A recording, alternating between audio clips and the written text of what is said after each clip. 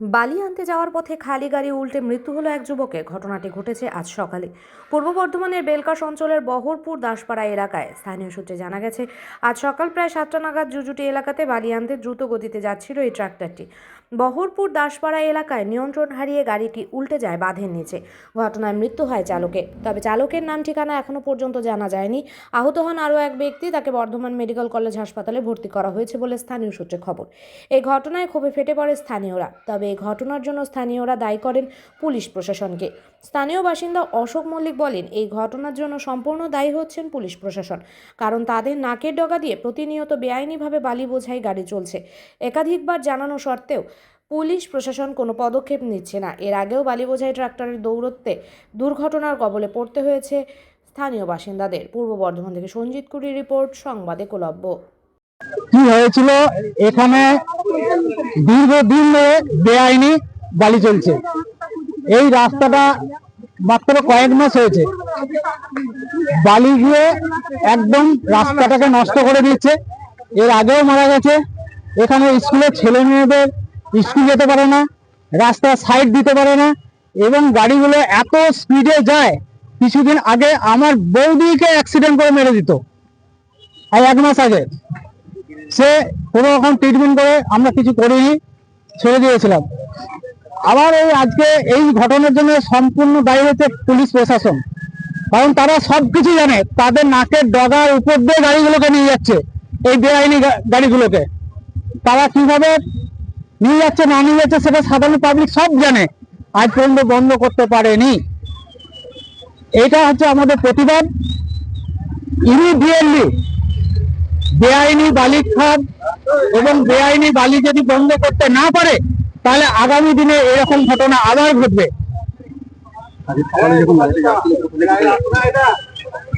সকালে গাড়িতে যাচ্ছিল, বালি আনতে যাচ্ছিল এখানে দামোদর নদী চলে বেআইনি বালি। এখানে কোনো লেসি নেই, কোনো লাইসেন্স নেই, কোনো বালি খাত নেই, সম্পূর্ণ বালি। এখানে দামোদরের বিভিন্ন জায়গা থেকে, বেলগাছ থেকে আরম্ভ করে নিয়ে একদম মিলিকপাড়া, এই বহরপুর সোয়াশুই যে আছে, একদম সম্পূর্ণ অবৈধ, কোনো চালান নেই, কিচ্ছু নেই। 6:30টায় গাড়িটা ফাঁকা ছিল। গাড়িতে 3 জন ছিল শুনছিলাম, বাকিরা সুস্থ আছে, তারা সাইডে ঝাঁপিয়ে পড়েছিল।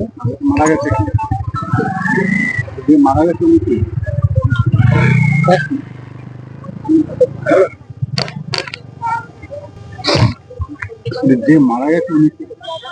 উনি ওখানে আমাদের কাঞ্চননগরে সাহেবপাড়া বলে না, সাহেবপাড়া বাড়ি। ড্রাইভার নামটা কি নামটা ছিল বললো যেন কালু না কি নাম, গাড়িটা কোথায় কালু না কি নাম, গাড়িটা ওই সাহেববাড়ির গাড়ি, বলতে পারবো। কি নাম আপনার? আমার নাম অশোক মল্লিক। এটা তো আমাদের নদী থেকে যে অবৈধভাবে যে বালিগুলো উঠছে, ওই বালিগুলো পুলিশের চোখে ধুলে দিয়ে বালিগুলো উঠছে। একমাত্র প্রশাসন যদি ঠিক করতে পারে, একমাত্র ওরাই পারবে। গ্রামের রাস্তাঘাট একদম বিচ্ছিন্ন হয়ে যাচ্ছে। কিছু কিছু মানুষ এর মধ্যে পয়সা করে নিয়ে স্বাধীনভাবে চালানোর সহযোগিতা করছে। তাই আমরা চাইছি যে বালিটা প্রশাসন দৃষ্টিভঙ্গি দিক এবং প্রশাসন ঠিক মতো কার্যকারী করুক। গাড়িটা কোথায় যাচ্ছিল? গাড়ি যাচ্ছিল খালি করে, বেলগাছের দিকে যাচ্ছিল। কি করতে? বালি আনতে যাচ্ছিল। যাওয়ার পর ওরা বান থেকে পড়েছে, ওই যে ঘটনাটা ঘটে। একজন ড্রাইভার স্পট ডেট হয়ে গেছে, আর একজন কিছু ছিটকি পড়েছে। তারপরে সে কিছু হাসপাতালে গিয়েছে। কি নাম ড্রাইভারের? ড্রাইভারের নাম আমরা বলতে পারবো না, ওরা সাহেবের গাড়ি বলছে, উদয় বলছে।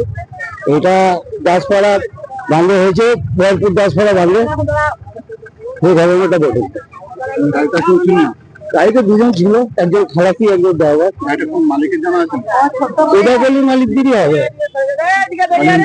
গাড়ি আনতে এসেছিল। কি নাম আপনার? আমার নাম শেখ ওমর ফারুক, আমার গাড়ি এসে।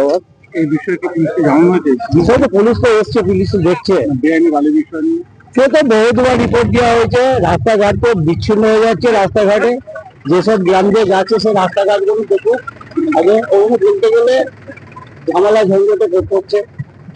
আমরা বাংলায় বসেছিলাম, আর গাড়িটা ওই দিক থেকে আসছিল, আমার দুজন বসছিলাম আগে, এলে এসে গাড়িটা এখান থেকে দাম পুরো উল্টে পড়ে গেল।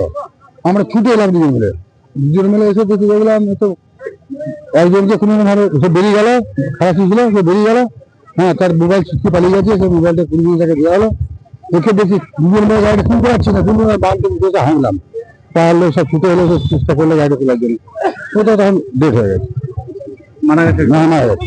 আর তোলা যাবে না গাড়ি কোনো মতো তোলা গেল না, মানে সব ছেড়ে ছেড়ে দিয়ে গাড়ি নিলাম। গাড়ি মালিককে ফোন করলাম, গাড়ি মালিক হলো, তো এসে দেখলে বলে কি করা যাবে। মালিকের নামটা আমি জানি না, কি নাম, কোথায় বাড়ি বলে যে উদয়পল্লী নগরে বাড়ি। ফোন তো করলেন মালিক? আমরা করি নাই, ওই যে ছেলে ছিল খালাসি ছিল ওই করে। ড্রাইভার মারা গেছে, ড্রাইভার নাম কি করে বলবো আমরা?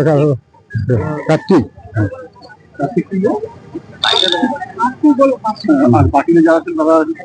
আর কে ছিল না, দুজনে ছিল মারা গেছে। হ্যাঁ,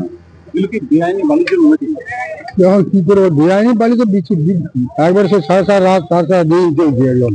হ্যাঁ, রাস্তাঘাট ফুটে দিচ্ছে, বাঁধে লোক যেতে পারছে না, এমন অবস্থা। হ্যাঁ, আমার নাম তপন দাস। এই জায়গাটার নাম বহরপুর দাস। কখন